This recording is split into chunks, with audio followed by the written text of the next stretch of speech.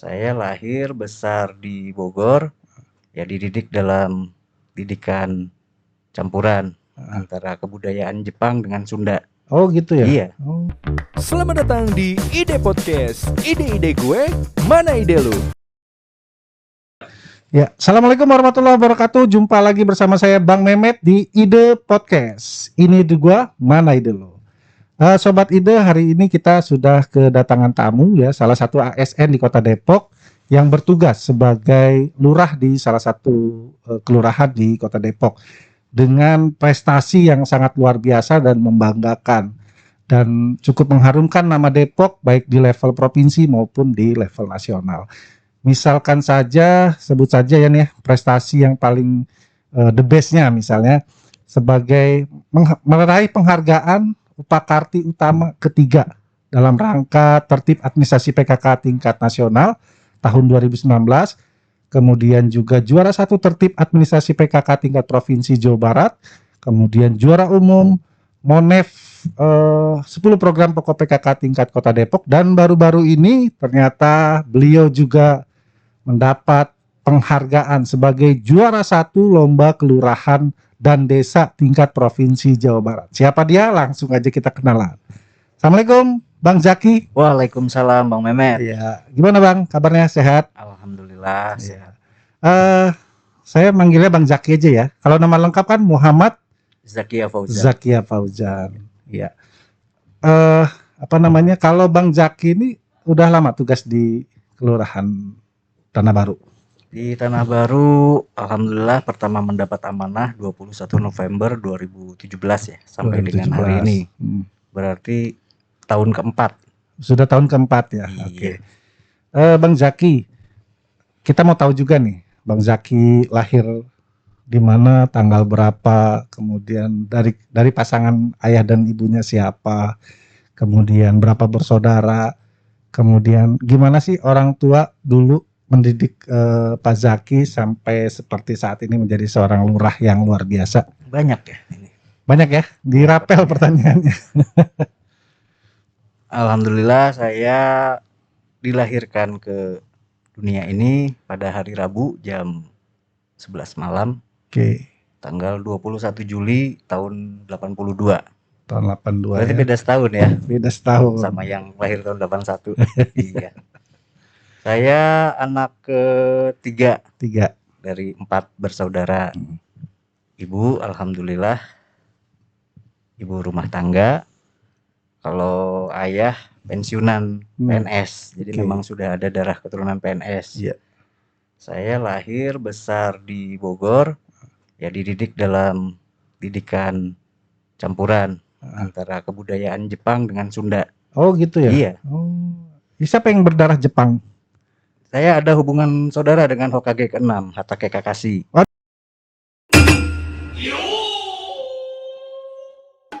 Jadi yang bisa mungkin kita pelajari ambil dari Jepang itu kan terkait disiplin ya. Iya. Sedangkan kalau dari Sunda gitu, itu kan keluasan kehalusan. Iya. Jadi baik bapak saya, ibu saya menanamkan ke anak-anaknya termasuk saya itu untuk bisa berdisiplin, tapi tetap luwes dan tetap lembut. Iya. Dalam arti mengkedepankan adab dan akhlak. Seperti itulah Ya, kurang luar lebih. biasa. Sehingga sampai saat ini sosok lurah yang luar biasa nih ya, berkat didikan orang tua. Ya, Tapi benar itu ya, insya Allah. benar itu ada apa campuran Jepangnya, Indo Ya dikit lah kali. dikit ya. Oh, iya, saya mah ibu asli Bogor, Citerep, bapak juga sama tetangganya. Asli Bogor juga. Gitu. Gitu. Ya. Oke. Yang Jepang handphone Mama TV palingan. Gitu kan. Bercanda aja nih Pak Lurah nih. Bisa aja. Oke Pak Lurah. Bang. Eh, Gimana Bang Mehmet? Ya. Saya mau nanya nih, hal apa sih yang paling melekat dari didikan orang tua? Nilai apa yang sangat ditekankan orang tua kepada Bang Zaki? Yang paling saya ingat dari bapak ya, karena walaupun banyak apa sih bahasa yang kalau anak laki-laki itu dekat dengan ibu, Iya. kalau anak perempuan itu dekat dengan ayah. Tuh, tapi ya alhamdulillah selain dengan ibu gitu, dengan bapak, dengan orang tua saya, itu saya banyak belajar mendapatkan ya nasihat juga dari beliau ya. Yang paling ditekankan oleh beliau itu ya salah satunya adalah menjaga kejujuran. Tuh. Terus menjaga adab, akhlak. Jadi yang Jadi selalu saya pedomani. ya 3 poin itu ya. Kejujuran, adab dan Dan akhlak. Iya, luar biasa Ke sekali. yang tua harus hormat, ke yang muda harus sayang. Titik ya, nggak koma. Nggak koma ya, titik. Oke, siap. Oke, Bang Zaki, kita coba masih di masa kecil Bang Zaki nih. Dulu SD, sekolah di mana, SMP, kemudian SMA di mana? Saya dulu SD pertama kali karena baru pindah juga ya. Jadi masuk ke Indonesia itu sekitar tahun 86, 87. Itu SD pertama saya di SD Batarjati 6. Oke. Kota Bogor. Kota Bogor. Berarti sempat tinggal di Jepang ya? Di Norwegia waktu itu. Norwegia. Jadi liar nih ininya. Saya tahun 91 karena penugasan orang tua sebagai PNS, saya pindah ke Cibinong, saya sekolah di SD Pajeleran 1. Terus SMP saya di SMP 2 Cibinong. SMA-nya saya di SMK 1, SMK Negeri 1 Bogor. SMK Negeri 1 Bogor. Balik lagi ke Bogor. Iya. Itu. Oke. Terus kuliah di? Saya kuliah di sebelah UI, Kang. Bang Mehmet. Oh, Gunadarma. Iya. Oke. S1 saya di Gunadarma, terus alhamdulillah lulus dari S1 dapat penawaran beasiswa juga. Masih di Gunadarma. Dan tadinya hampir masuk ke program PHK Inherent, dapat penawaran beasiswa juga ke luar waktu itu ke Eropa. Tapi ya alhamdulillah saya lebih memilih untuk menikah dengan istri saya. Wah, begitu. Karena udah saking kepincutnya kali ini. Karena sponsornya kurang. Oke. Nah, Bang Zaki dari SD, SMP, SMA, kuliah ada nggak aktif sebagai apa nih organisasi apa yang digeluti pada waktu itu? Saya di SMP ikut pramuka. Bang Mehmet. Alhamdulillah terakhir 96. Kalau nggak salah bareng kita ya, cuman beda kontingen ya. Jambore Nasional. Jambore Nasional. Okay, saya ikut ke kontingen Kabupaten Bogor. Yeah. SMA di OSIS. Ya kalau untuk yang di sekolah sih ya paling hanya 2 itu. Kalau di luar sekolah? Kalau di luar sekolah ada. Untuk organisasi kayaknya nggak terlalu aktif. Oh, nggak terlalu aktif. Hanya followers lah. Kuliah di aktif di kegiatan kemahasiswaan? Di kemahasiswaan nggak terlalu aktif juga karena saya waktu itu fokus belajar gitu. Wah, luar biasa ya. Makanya jadi pintar begini nih palurahnya nih.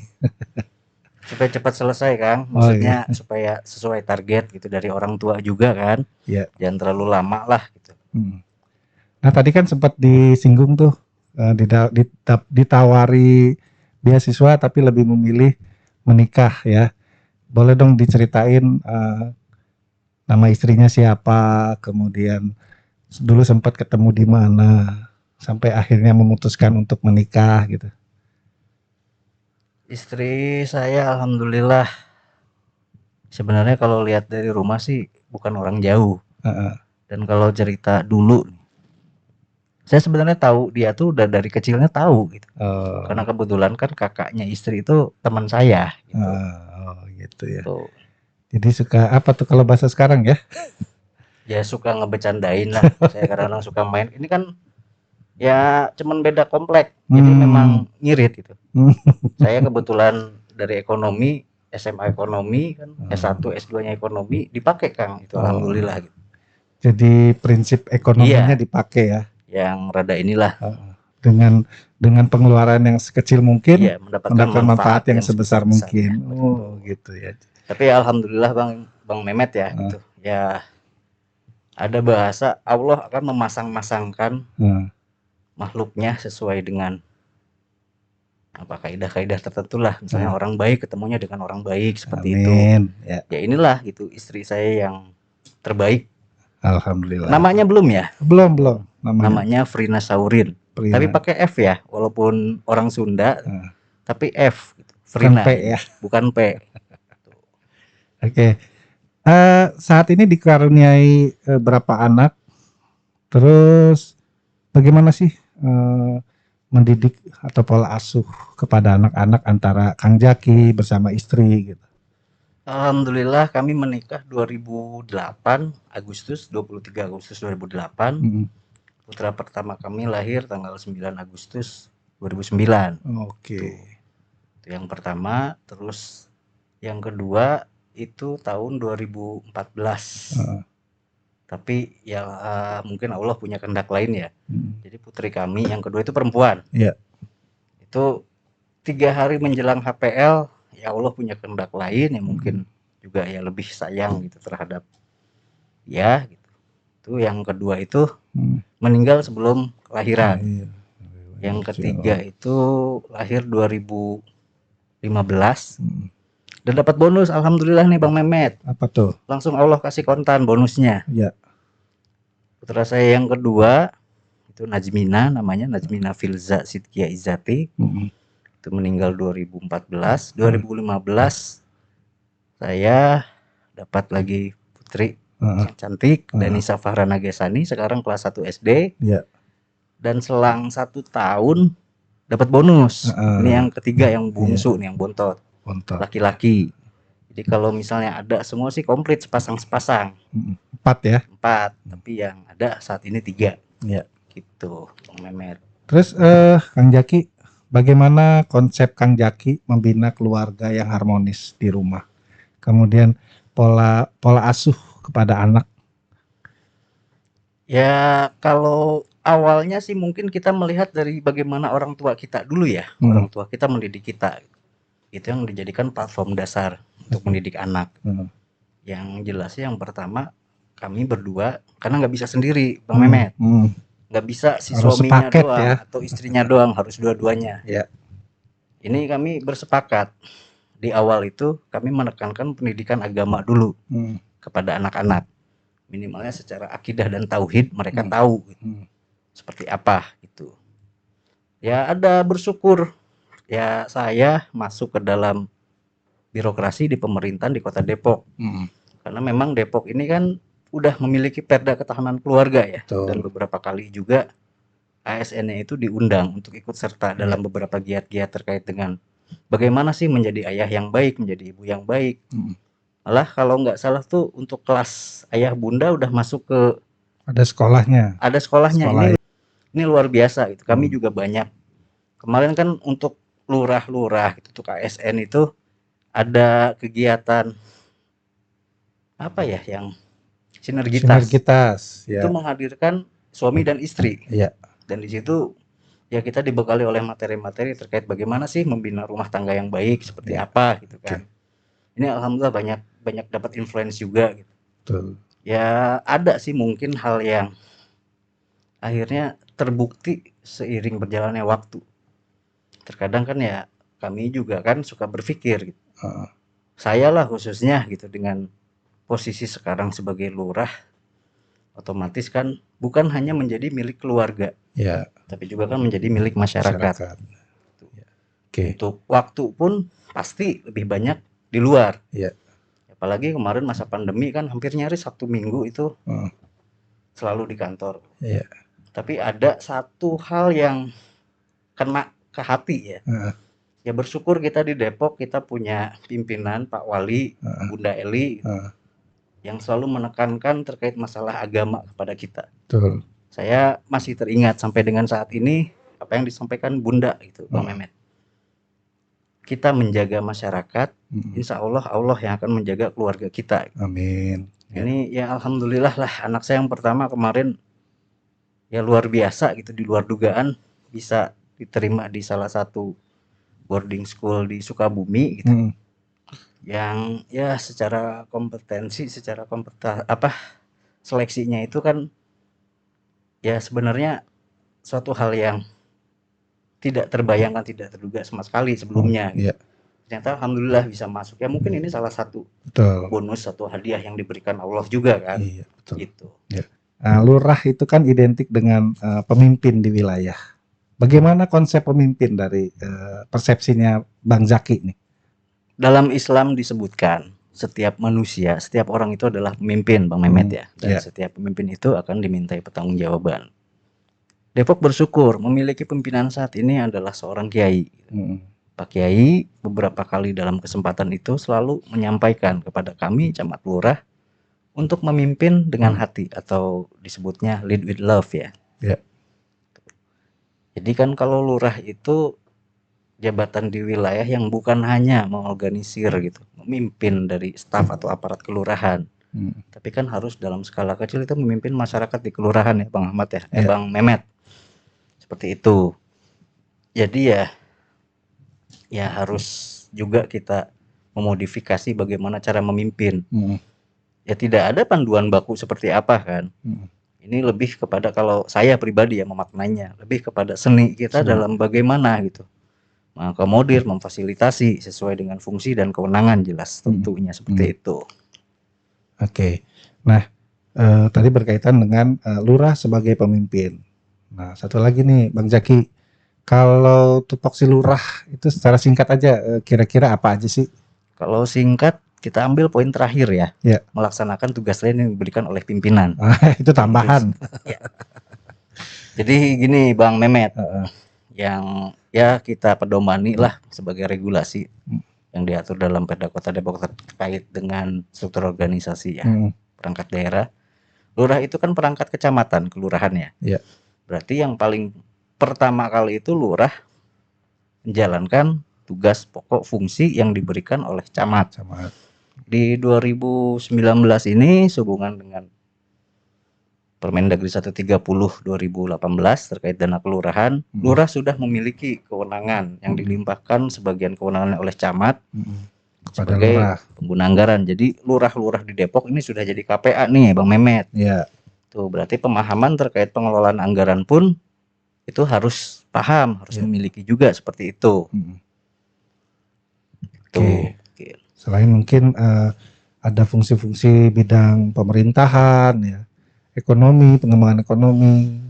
Sebenarnya mah hampir nyaris ya. Kalau di kelurahan Bang Mehmet juga mungkin ya merefresh kembali pengalaman dulu ya. Itu hampir semua urusan pemerintahan maupun yang dari yang wajib sampai yang pilihan itu melekat semua di lurah. Betul. Itu kan. Ya dari urusan pendidikan, kesehatan, kemasyarakatan, perekonomian.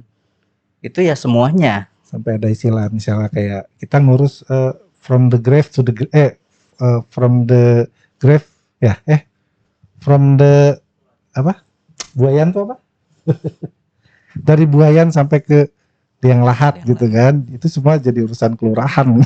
Tuh, ada bahasa yang ada kerenannya lagi, dari sajadah sampai dengan itulah gitu.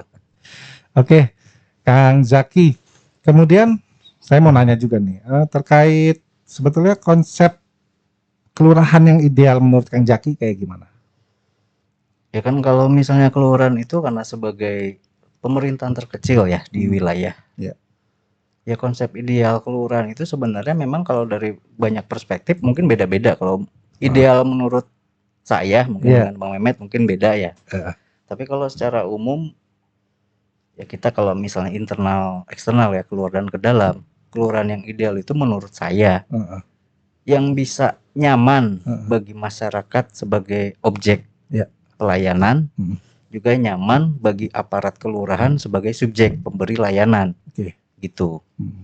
Jadi ketika kita memberikan layanan dasar pemerintahan kepada masyarakat, masyarakatnya nyaman, kita sebagai aparatnya juga nyaman, seperti itu.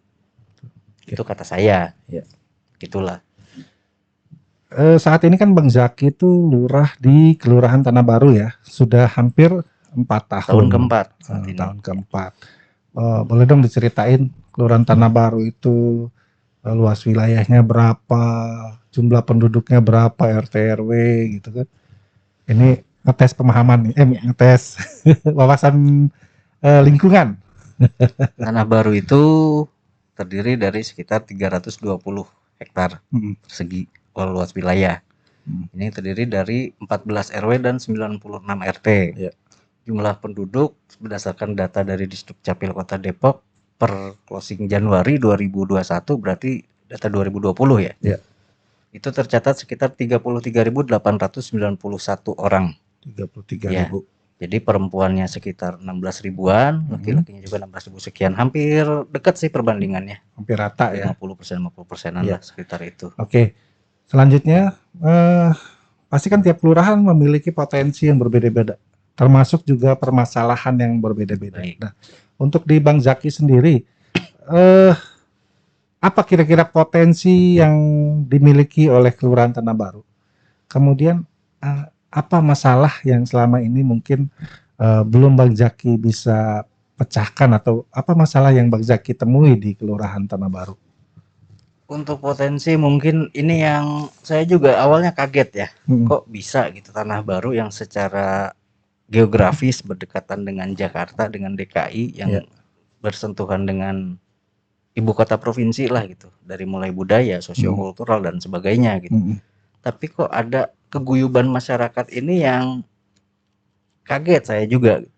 Ya biasanya kita ya agak pemahamannya kan kalau di pemukiman identik dengan individualisme ya. Tapi ternyata ini enggak gitu. Ada di satu komplek itu yang giat kerja baktinya rutin. Kalau misalnya ada kedukaan gitu, semuanya berlomba-lomba untuk berpartisipasi. Termasuk yang menjadi potensi itu masalah budaya ini Bang Mehmet. Di Tanah Baru itu kan ada Gongsi Bolong. Itu ternyata ya kekuatan dari potensi lokal budaya ini ya sekarang tuh sampai dengan ke generasi ketiga berarti. Iya betul. Kemarin kita alhamdulillah dapat kesempatan juga, terima kasih kepada Disporiata Kota Depok. Ini kita mau naik level lah gitu. Kemarin kan sudah diakui ya melalui Perwal sebagai WBTB, warisan budaya tak benda tingkat provinsi. Tingkat provinsi ini masuk juga. Jadi ini semangat masyarakat untuk melestarikan budaya lokalnya juga alhamdulillah sangat tinggi. Partisipasi aktif dari masyarakat, semua unsur lah, PKK, Karang Taruna, LPM, seperti itulah. Ya malah kalau misalnya boleh dibilang sebagai potensi, kami di Tanah Baru itu punya 5 anggota dewan DPRD, tuh, terus 1 anggota DPR RI. Dan kalau misalnya ini ya disebut sebagai kendala, memang ada juga. Termasuk pernah punya catatan, Tanah Baru itu pernah punya nabi. Oh ya. Tuh. Ahmad Musadek. Betul, tapi ya alhamdulillah sudah terselesaikan. Itu. Terus yang terakhir kemarin itu sempat muncul juga kan terkait pasar muamalah. Ini yang agak bingung nih Bang Mehmet. Jadi pemberitaan di media itu kok secepat itu? Ya kalau misalnya melihat langsung secara fisik memang tidak ada.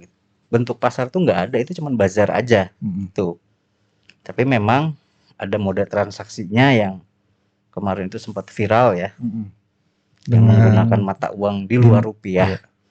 Tapi itu kan sudah masuk ke ranah hukum, penanganan juga sudah dari pihak kepolisian seperti itu.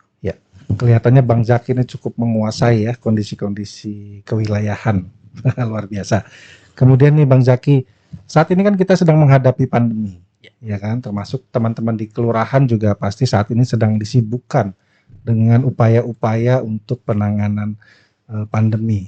Nah, saya mau tanya di Kelurahan Tanah Baru nih, pengaruhnya terhadap kinerja apa? Terus pasti kan ada penyesuaian tuh. Betul. Terhadap mungkin pola pelayanan kepada masyarakat gitu kan. Nah, itu seperti apa, Bang Zaki? Kalau di kami terkait pelayanan ya, tetap kita mengikuti dari regulasi yang ditentukan oleh pemerintah ditetapkan. Kemarin itu memang yang mungkin beda ya, kami di kelurahan mungkin tidak bisa menerapkan kebijakan WFH, Bang Mehmet.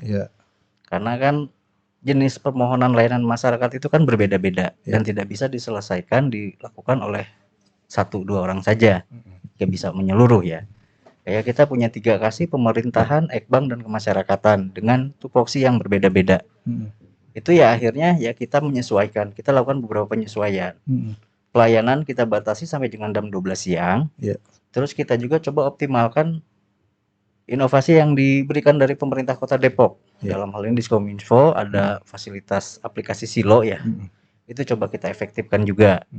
Jadi memang selama masa pandemi ini kami lakukan penerapan ketat protokol kesehatan terhadap aktivitas pelayanan.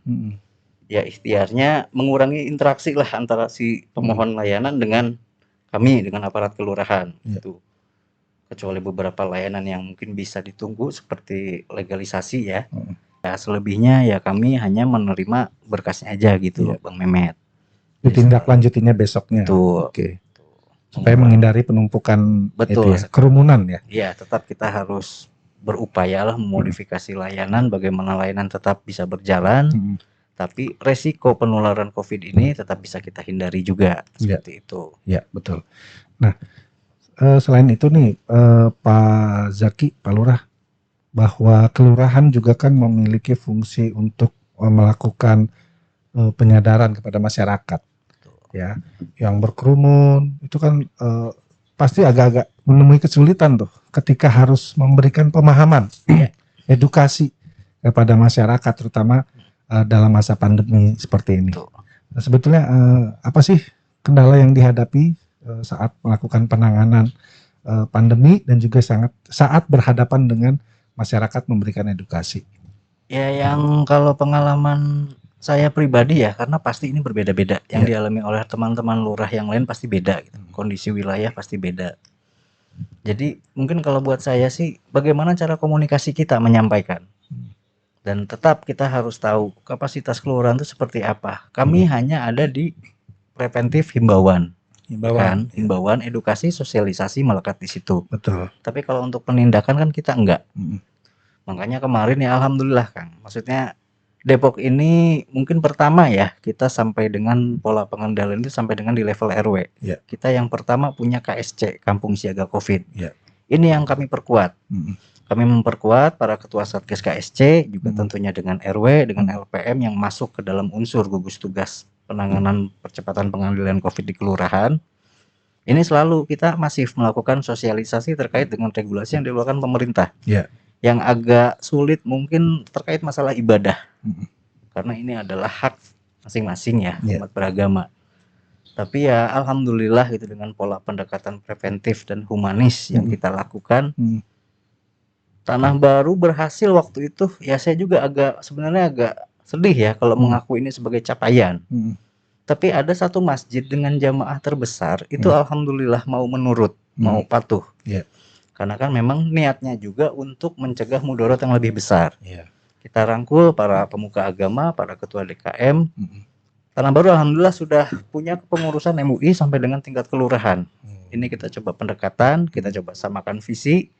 Karena walau bagaimana ini ikhtiar bersama dan MUI pun sebagai lembaga yang menangani ya terkait masalah keumatan itu sudah mengeluarkan fatwa, mengeluarkan aturan ketentuan bagaimana terkait pelaksanaan ibadah selama masa pandemi, bagaimana terkait permasalahan-permasalahan lainnya termasuk vaksin juga. Ini tantangan berat bagi kami sebenarnya Kang. Ya, tapi alhamdulillah lah sejauh ini ya terkendali seperti itu. Alhamdulillah ya, luar biasa Pak Lurah Zaki. Walaupun saya bisa membayangkan bagaimana beratnya melaksanakan tugas-tugas kepemimpinan, keseharian melayani masyarakat di tengah pandemi, harus juga kita pasti juga menjaga diri kita supaya tidak tertular gitu ya. Dan juga harus memberikan pemahaman yang ekstra kepada masyarakat. Itu luar biasa dan kami cukup apresiasi kepada Pak Lurah Zaki dan pasti juga dengan teman-teman kelurahan yang lain yang mengupayakan semaksimal mungkin untuk bekerja bersama dengan tim Satgas COVID Kota Depok, pemerintah Kota Depok untuk bisa menekan angka COVID di Depok begitu ya. Betul Bang Memet. Dan kita coba flashback lagi kalau tadi saya sempat baca nih beberapa prestasi ya, bahkan sudah ada di tingkat nasional ya. Kelurahan Tanah Baru mendapat penghargaan Upakarti Utama 3 ya. Iya, 3 PKK. PKK itu kan di nasional, kemudian juara 1 di tingkat provinsi berarti. Nah itu luar biasa Pak Zaki ya. Dan itu terkait apa sih, program kegiatan apa sehingga Kelurahan Tanah Baru berhasil menjadi sampai ke tingkat nasional? Waktu itu kan kalau nggak salah dalam rangkaian HKG BBG RM ya. Jadi ada dulu 5 10. HKG ya, Hari Kesatuan Gerak. Ada 5 lomba ya, Hari Kesatuan Gerak PKK BPGRM ada 5 lomba. Kebetulan waktu itu untuk tertib administrasi PKK itu kita dari mulai tingkat Kota Depok, tingkat provinsi itu berhasil meraih predikat juara 1. Akhirnya kita lanjut ke tingkat nasional. Ya, alhamdulillah bisa meraih predikat terbaik 3. Tuh. Jadi waktu itu yang kita angkat tuh aplikasi PKK. Bang Mehmet. Depok belum kalau nggak salah waktu itu. Baru di Tanah Baru gitu. Ya, malah waktu pas verifikasi lapangan tingkat nasional, Bu Gubernur waktu itu menyampaikan untuk aplikasi ini baru menjadi konsep pemikiran di provinsi dan baru akan penerapannya baru di tahun depannya kalau nggak salah. Ternyata PKK Kelurahan Tanah Baru sudah duluan ya. Kami sudah mendahului.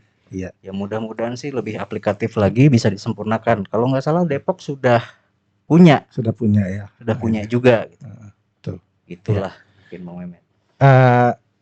Penghargaan ini kan juga tidak lepas berarti dari peran sosok Ketua TP PKK Kelurahan ya. Betul. Istrinya Bang Zaki nih, Bu Frina. Sebuah kolaborasi yang luar biasa sehingga mampu mengantarkan Kelurahan Tanah Baru menjadi mendapatkan penghargaan Upakarti Utama ketiga. Tentu saja dengan teman-teman kader yang lain ya, Pak Zaki ya. Oke. Alhamdulillah Kelurahan Tanah Baru menjadi juara 1 lomba kelurahan tingkat Provinsi Jawa Barat. Berarti kan sebelumnya adalah juara 1 di tingkat kota. Bahkan di laman media online yang saya baca itu Pak Wali sempat menyampaikan statementnya bahwa Kelurahan Tanah Baru itu mencatatkan sejarah gitu di Kota Depok, karena memang di Kota Depok kayaknya belum ada ya yang juara 1 terus masuk ke nasional seperti itu. Nah ini kan luar biasa nih statement Pak Wali. Bagaimana tanggapan Bang Zaki dengan apresiasi dari Pak Wali seperti itu? Yang pertama sih ya kalau syukur, kita mengucap syukur, alhamdulillah itu udah pasti ya, Bang Mehmet ya. Karena ini kan sebuah kerja tim yang alhamdulillah pencapaiannya sesuai dengan keinginan, dengan harapan, dengan target yang diberikan oleh Pak Wali pada saat itu. Ya kalau berbicara masalah sejarah sih memang setahu saya ya 2019 Bojong Pondok Terong juara 2 ya, Lurah Suryana ya. Waktu itu juara 2. Dan saya yang agak kaget, ini kemarin saya baru dikirim. Kalau Depok itu berdiri tahun 99 ya. Ternyata 2001 Kelurahan Pancoran Mas itu juara 3 juga di provinsi. Dan lurahnya ternyata mertua saya ini. Bapak Sudrajat. Tuh. Alhamdulillah, salam hormat untuk beliau. Iya, luar biasa. Dan kalau misalnya sebelum Depok, berarti waktu pas masih Kotip ya. Kalau nggak salah Depok juga raihannya di tahun 96. Kelurahan Depok Jaya ya, Pak Jidadang. Kalau nggak salah pernah. Ya mudah-mudahan sih bagi kami ini menjadi penyemangat ya, Bang Mehmet ya. Tidak menjadikan suatu euforia yang berlebihan gitu, apalagi menjadi apa ya? Ya agak banyak pujian, agak banyak ini, apalagi ya kemarin nggak nyangka aja gitu. Ya kami lihat rilis berita di media juga. Ini sejarah untuk Depok. Ya mudah-mudahan sih ini merupakan doa bersama, karena dari awal juga ya kami selalu menekankan apapun yang kami tampilkan, yang utamanya tujuan kami itu bisa manfaat, bisa maslahat lah. Ya minimal untuk warga masyarakat di Kelurahan Tanah Baru. Gitu mungkin Bang Mehmet. Dan ternyata maslahat juga untuk Kota Depok ya. Insya Allah mudah-mudahan. Oke, lomba kelurahan ini kan biasanya tiap tahun ya diselenggarakan. Nah, apa sih Bang Zaki waktu lomba kelurahan kemarin tuh kriteria apa, penilaiannya seperti apa? Boleh dong diceritain. Kalau tahapan sih mungkin diatur tersendiri ya oleh Kemendagri. Jadi memang ada juknisnya, tahapan lomba kelurahan itu seperti apa. Diawali kan dari seleksi di tingkat kecamatan ya. Jadi kecamatan setelah ada hasil seleksi masuk ke tingkat kota, di tingkat kota itu kemarin kami 2 kali.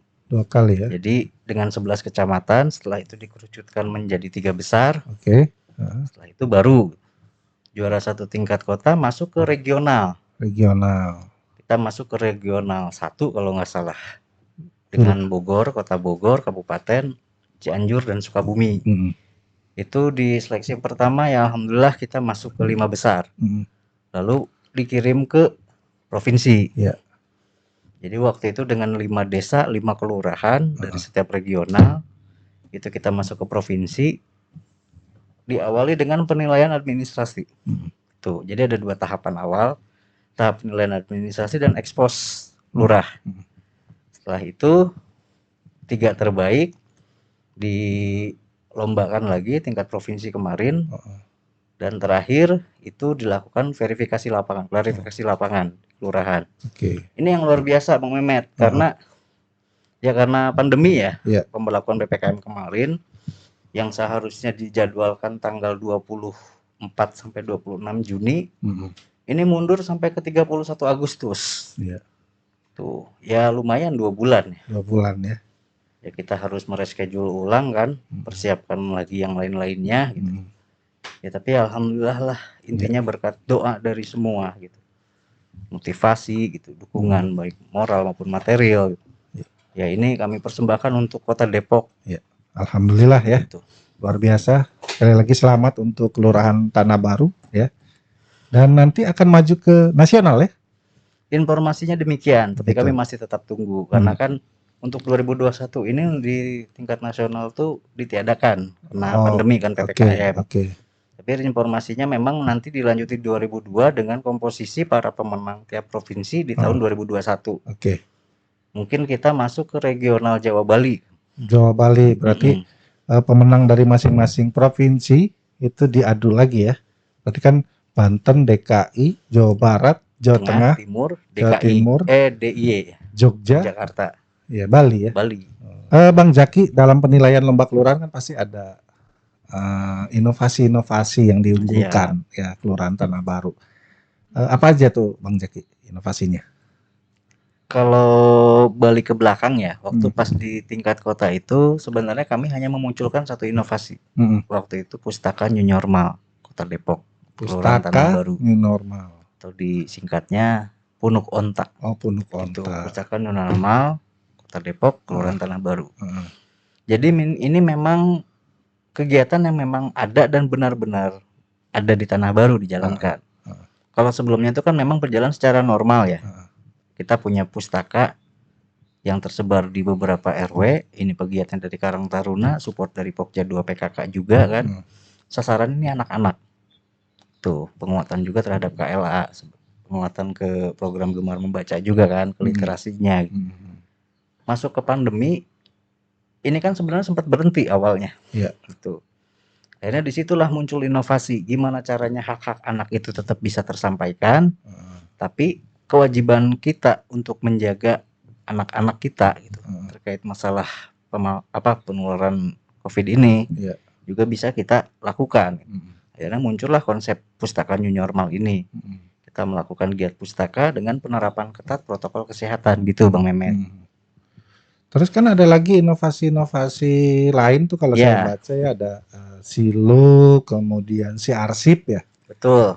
Kemudian Prodes Promline, Angela gitu ya. Nah, itu apa tuh? Inovasi apa aja tuh? Jadi cerita dikit ya. Ya.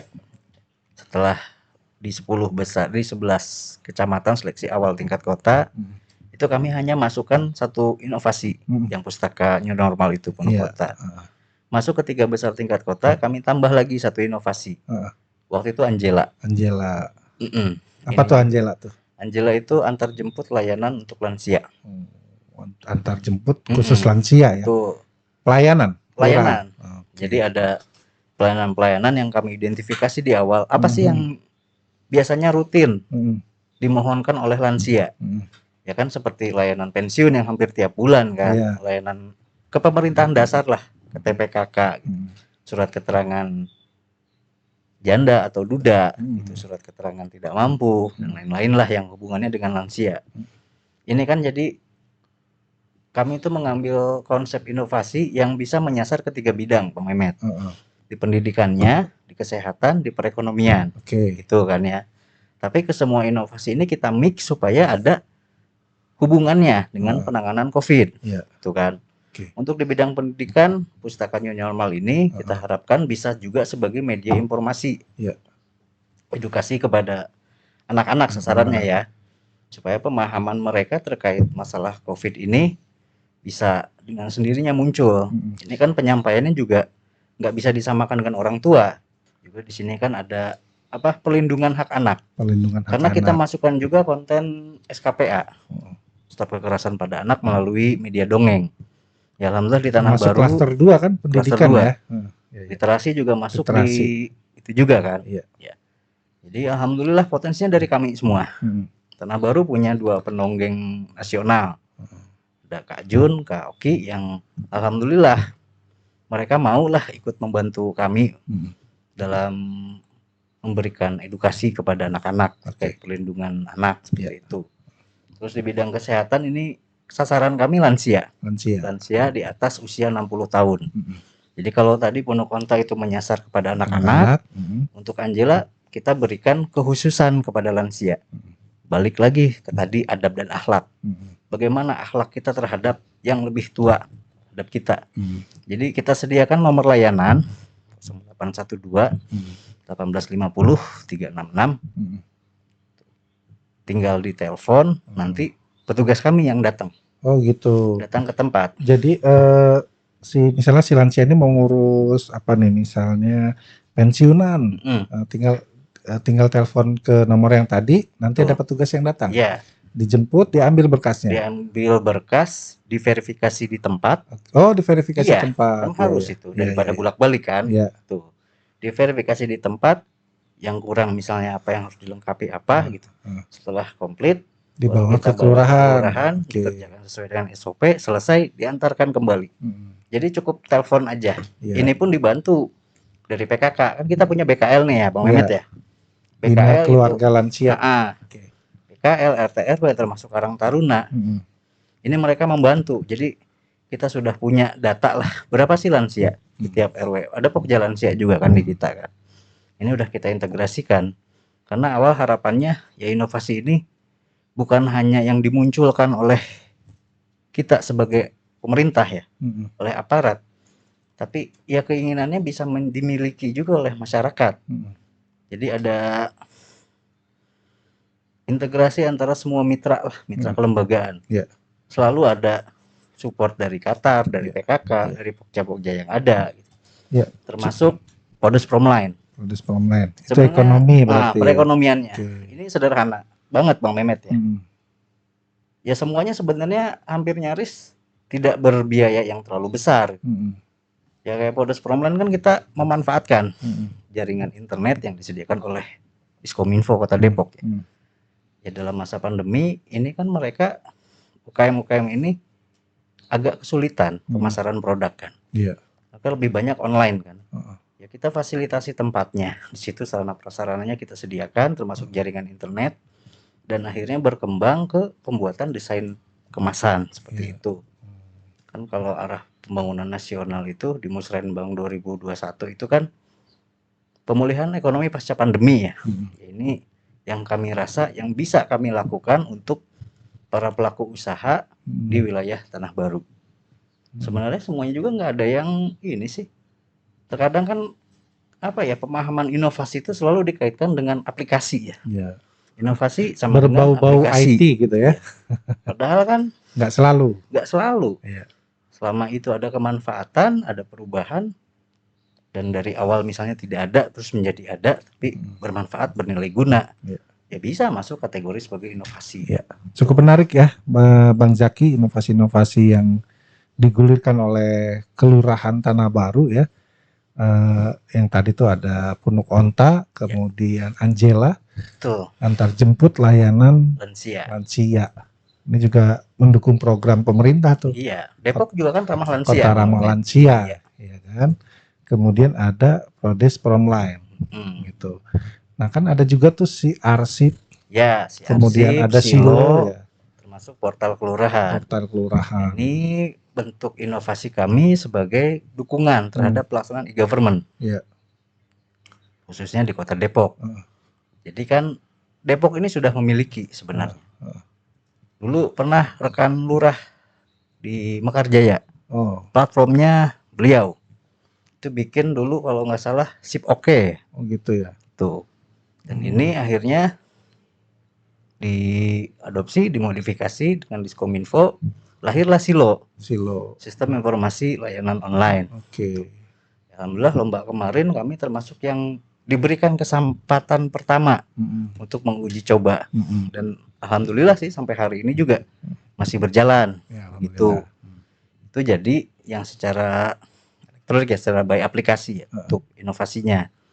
Terus yang terkait si arsip, ini pengelolaan arsip secara digital. Ini juga kan sebenarnya yang sering luput, Bang Mehmet. Kadang-kadang kan ya kita di pemerintahan ada surat keluar, surat masuk tidak tercatat. Fisiknya nggak nyatet, kalaupun dicatat tulisannya suka kurang jelas. Gitu. Akhirnya ada si arsip ini, sistem informasi pengelolaan arsip secara digital. Tuh, jadi arsip-arsip digitalnya itu tetap terrecord gitu. Ada.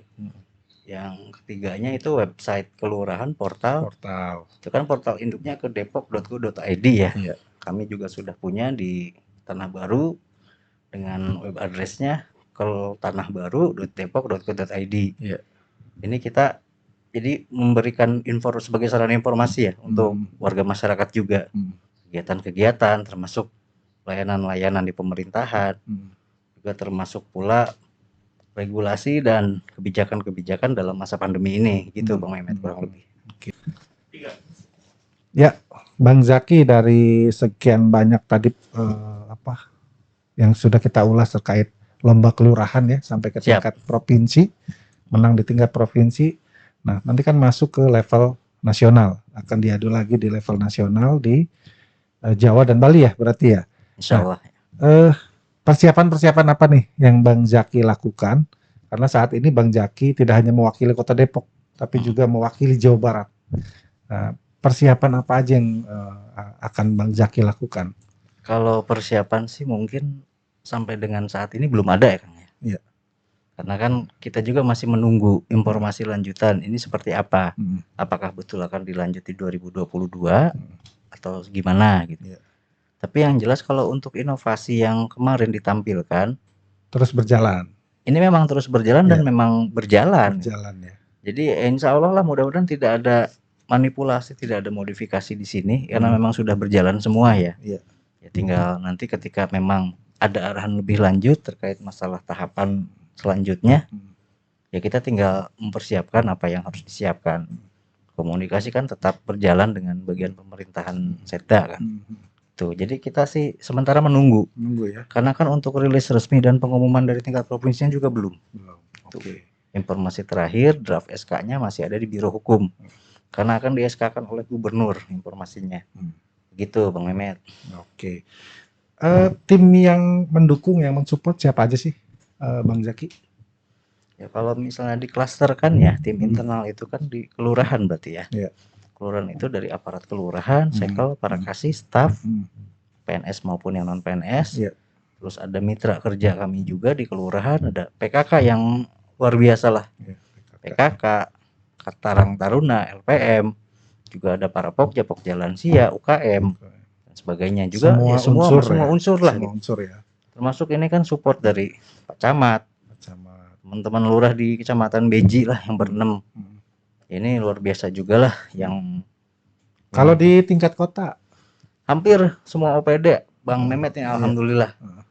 Sampai terakhir itu Bu Kadis DLHK itu udah nggak sabar. Ayo kapan Pak Lurah nih kita persiapan lagi nasional. Itu luar biasa Bang Mehmet ya. Kemarin bukan hanya rute jalan masuk ke kantor aja yang dibersihkan oleh teman-teman DLHK ini, salut nih, apresiasi banget. Hampir setanah baru disapuin waktu pas pelaksanaan lomba. Dari Diskominfo, dari semualah, Rumkim, itu termasuk dari Pak Wali, pribadi, gitu, dari Bunda. termasuk Semua OPD. leading sektornya kan bagian pemerintahan ya. Ya, bagian pemerintahan. Setda. Jadi semua OPD, lintas OPD juga turut mensupport Betul. keberhasilan Tanah Baru menjadi juara kelurahan dan juga akan membantu dalam persiapan ketika nanti tahun 2022 dilakukan penilaian kalau jadi ya Mudah-mudahan. lomba kelurahan tingkat nasional. Ya, kita doakan mudah-mudahan semuanya lancar Bang Jaki, Amin. persiapan-persiapan yang dilakukan menemui kemudahan, diberikan kemudahan oleh Allah Subhanahu wa taala. Amin. Dan kita juga sangat berharap mudah-mudahan Kelurahan Tanah Baru bisa mengukir prestasi di tingkat nasional. Bismillah, mudah-mudahan juara 1 nih. Insya Allah lah, mohon doa dan bantuannya. Oke, kira-kira dari sekian banyak tugas yang dilaksanakan nih, nah, otomatis kan mengeluarkan energi yang luar biasa, waktu ya, kebersamaan terhadap anak itu terhadap keluarga juga pasti berkurang. Nah, kira-kira pernah menemui satu titik di mana merasa capek gitu nggak sih sebagai lurah? Capek nggak jadi lurah itu? Ini pertanyaan jebakan atau pertanyaan bagaimana nih Bang Mehmet? Pertanyaan atau? Pertanyaan atau? Iya. Oh gitu.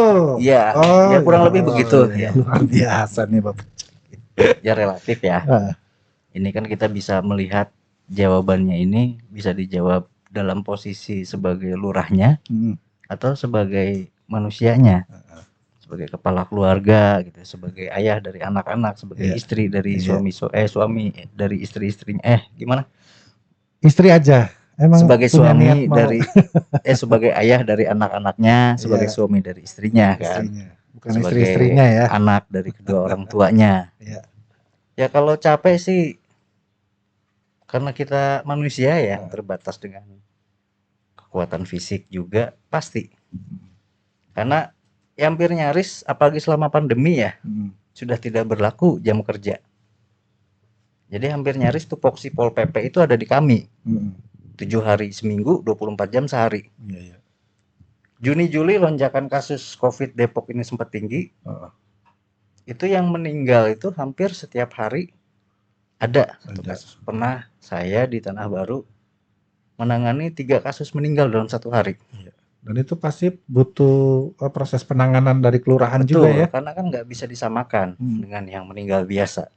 Harus ada pemulasaraan oleh tim pemulasaraan tersendiri.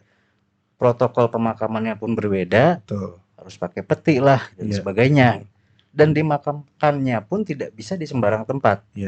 Harus di tempat kan, yang sudah ditunjuk. Betul, tunjuk. Kemarin TPU Kalimulia 3 overload, pindah ke Karaba, Cilangkap, juga di Pasir Putih kan, Bedahan. Itu kan ya kita nggak bisa menjamin ketersediaan lubang tuh saat ini meninggal, terus lubang bakalan ada kan. Ini yang dibutuhkan pola komunikasi dengan rekan-rekan kerja kita yang ada di TPU, di DLHK seperti itu. Dan ini yang sebenarnya kalau capek tenaga sih mungkin ya mudah-mudahan masing-masing punya stamina yang bagus ya. Tapi kalau capek pikiran itu pasti. Karena kan beban pemikirannya itu kemana-mana kan.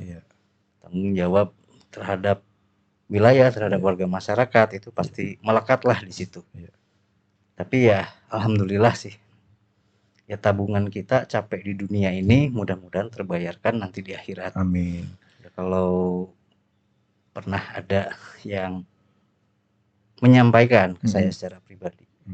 Ketika kita bersaing dengan para ahli ibadah, dengan para hafiz Quran, penghafal Quran, apakah kita mampu untuk berlomba mencari tiket surga itu kan?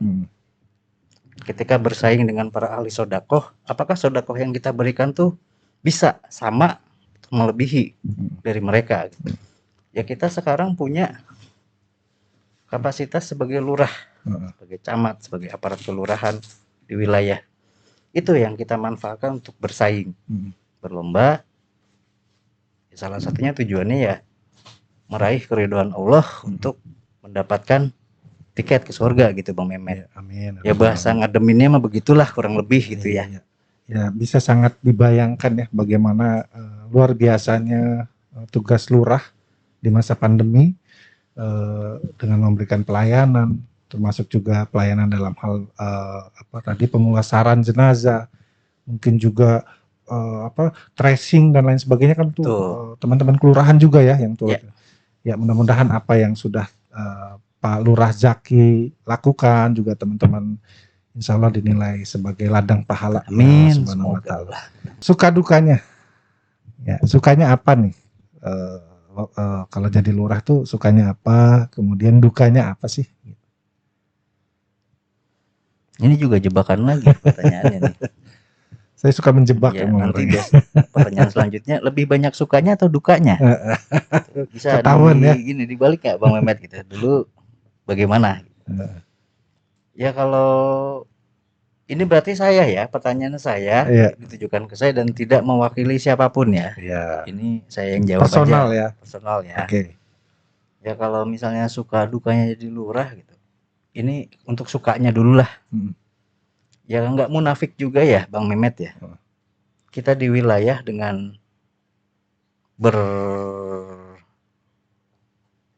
dengan menggunakan jengkol sebagai tanda jabatan pemimpin wilayah yang di Indonesia ini hanya 5 yang punya. Presiden, gubernur, bupati, wali kota, camat dan lurah. Pasti gitu. Makades ya. Ini pastilah menjadi satu kebanggaan. Gitu kan. Apalagi kalau misalnya di acara-acara tertentu gitu. Datang lurah gitu kan perlakuannya gitu.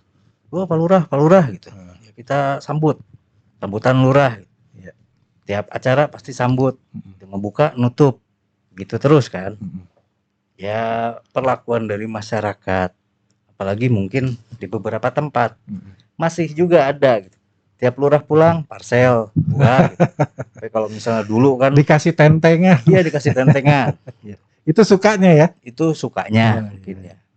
Ya terus ya mungkin kalau yang saya pribadi rasakan ternyata ketika menjadi lurah itu punya akses yang mungkin tidak bersekat, tidak berbatas dengan pimpinan. Dalam hal ini Pak Camat, Pak Wali, gitu. Dengan siapapun lah para kepala dinas. Tuh. Ya kalau misalnya itu menjadi satu kebanggaan atau rasa suka ya. Ya siapa sih yang nggak suka misalnya kita bisa langsung mengakses ke pimpinan. Ya walaupun konteksnya melaporkan kejadian, melaporkan kegiatan atau apa gitu. Atau meminta arahan, kalau langsung itu kan agak hati itu agak apa ya? Ya agak berbeda lah perasaan suasana kebatinannya itu gitu. Ya kalau duka sih saya nggak cerita ya. Oke. Gitu. Siap. Memang ya banyak lah mungkin ya. Ketika kita memaknai pekerjaan itu dengan hati dan menjadikan pekerjaan itu sebagai ladang kita mencari pahala, mencari nilai ibadah, membawa kemanfaatan bukan hanya bagi diri sendiri tapi buat keluarga. Teorinya kan segala apapun itu akan kita berikan, kita lakukan. Ya sudah menjadi konsekuensi lah. Ya lurah gitu. Waktu pasti udah banyak keluar. Terus ya tenaga, pikiran, energi. Termasuk mungkin materi pun harus siap. Kan kebanyakan bukan jadi bukan hanya jadi ujung tombak ya. Tapi ujung tombak. Tapi harus siap menjadi ujung tombak. Itu. Iya. Oke Bang Zaki. Tadi yang sudah disampaikan tuh kan banyak waktu tercurah untuk masyarakat, perhatian, kemudian juga fisiknya kadang tidak di rumah gitu ya, tapi lebih banyak di wilayah kerja. Pernah nggak itu anak-anak ya protes, ini si papi kerja wae ya gitu misalnya, atau apa kok aku nggak pernah diajak apa gitu. Bagaimana respon anak-anak terhadap rutinitas kerja Pak Bang Zaki sebagai lurah? Di awal yang berat tuh Bang Mehmet ya. Karena gimana harus memberikan pemahaman. Tapi ya pola didikan kami, saya bersama istri ke anak, itu tidak pernah menjadikan mereka hanya sebagai penerima hasil keputusan. Kita ajak diskusi. Dengan yang paling besar, di awal saya diamanahkan Pak Wali menjadi lurah, saya sampaikan, kakak, papap mulai besok, papap jadi lurah. Waktu itu masih SD kalau nggak salah kelas 2 kelas 3. Ya. Belum ada adik-adiknya. Yang ditanya kan lurah itu apa, Pak? Lurah itu pimpinan wilayah. Ya nggak mungkin saya menjelaskan sesuai dengan konteks itu. Di Wikipedia aja cari lurah itu apa, di Google aja cari gitu. Saya langsung ke poin. Mulai besok, Papa bukan cuman punya kakak, bukan punya mama aja. Tapi Papa udah menjadi milik dari masyarakat. Saya izin ke anak. Saya minta maaf di awal. Jadi mohon maaf ya Kak, kalau Papa sering pulang malam, agak kurang waktunya buat kakak. Tapi ada satu yang saya sepakati dengan istri. Untuk hal-hal tertentu, contoh kecil, ada pengambil rapot atau ada hubungan urusan dengan sekolah, saya harus dengan istri itu harus meluangkan waktu, harus bisa. Kesepakatan saya dengan istri keluarga nggak bisa salah satu, istri aja atau saya aja, kami harus dua-duanya. Dan ini alhamdulillah dari mulai yang paling besar kelas 1 SD sampai kelas 6 SD, setiap ada acara undang dari sekolah selalu hadir orang tuanya. Seperti itu mungkin Mang Memet. Jadi di tengah-tengah kesibukan sebagai pelayan masyarakat tetap harus menyiapkan waktu khusus untuk keluarga begitu ya. Ya, seharusnya seperti itu. Ya. Ada quality time untuk keluarga lah. Oke. Ya walaupun ya Sabtu Minggu juga bablas kadang-kadang. Ya, pertanyaan terakhir Bang Zaki. Kira-kira Bang Zaki punya ide apa nih untuk Kota Depok? Ini pertanyaan ini selalu kita lemparkan kepada narasumber yang hadir di Ide Podcast. Nah, kalau sekarang giliran Bang Zaki nih, kira-kira punya ide apa untuk Kota Depok? Terakhir tapi dalam ya. Ini kontennya. Iya. Ya sebenarnya Depok ini lumayan pesat berkembang sih ya. 20 tahun. 21 sekarang, 22 ya? 22. Kalau 22 itu kan berarti udah lagi sedang-sedangnya pencarian jati dirinya sudah, tinggal lebih ke mawas dirinya gitu. Mungkin kalau misalnya boleh mengusulkan ide untuk Kota Depok ya diperkuat visi misi Kota Depok yang untuk tahun ini 2021-2026 itu Depok yang maju, berbudaya dan sejahtera. Itu kan ya kalau kemarin melihat dari pemaparan inovasi-inovasi yang masuk ke dalam inovasi daerah ya. Iya. Inovasi Itu, daerah dari yang Bapeda ya. Yang Bapeda itu kayaknya masih agak malu-malu nih kita nih. Ya, padahal sebetulnya banyak kayaknya ya. Banyak. Inovasi.